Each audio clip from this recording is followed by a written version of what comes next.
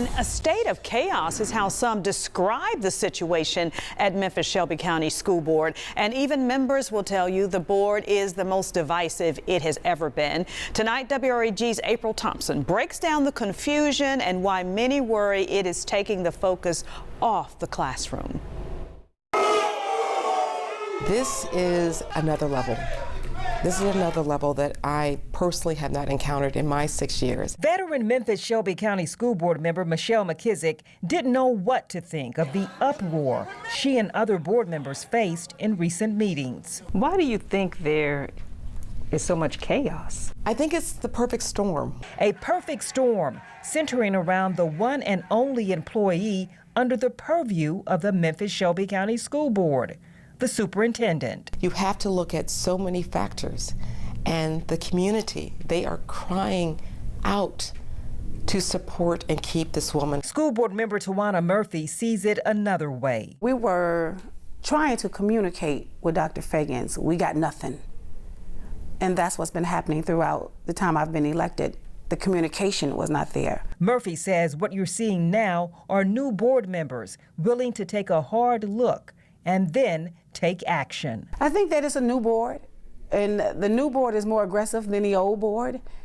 And so when we took the initiative to say we wanted to terminate Dr. Fagans' contract, it stirred up some controversy with the ones that really liked Dr. Fagans.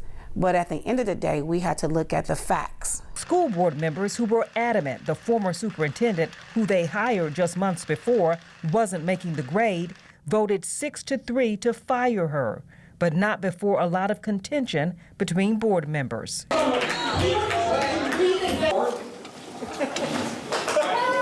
Outbursts from those in the audience, pushing to keep Fagans and making threatening promises. One person who predicted the chaos is a person no longer on the board. The public needs to have a better understanding of the dynamics of those two sides of the equation. Sometimes it functions, sometimes it doesn't function, right? Like we're seeing it right now. Mauricio Calvo is a former school board member who lost re-election.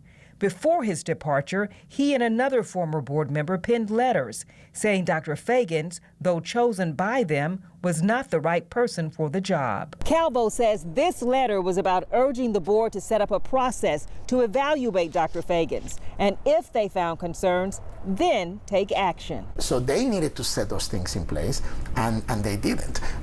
They didn't. To the best of my knowledge, they didn't. Right. They were like, no, that's too soon. We're just gonna go with the flow.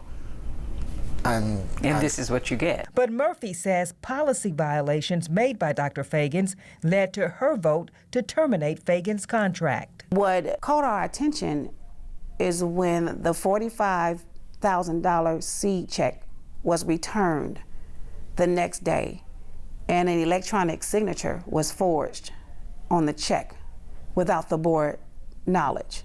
That right there was an eye-opener for us. Community activist Sarah Carpenter has been one of the loudest critics of the decision to get rid of Fagans.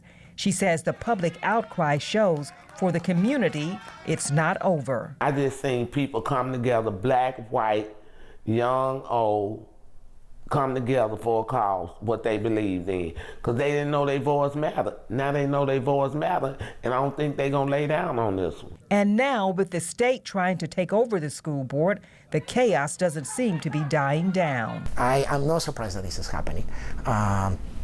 Maybe things need to get worse before they get better. I do hope that that everybody's paying attention and learning lessons. Investigating for your news leader, April Thompson, WREG News Channel 3. Uncovering missteps, and right now efforts are underway to get the state to take over the school board, and there are also community efforts to recall board members who voted against Dr. Fagans. Now on Wednesday, watch our half-hour special, School System Stumbles, Factions, Fallouts, and Fagans. A WREG Investigator Special Wednesday at 6:30 p.m.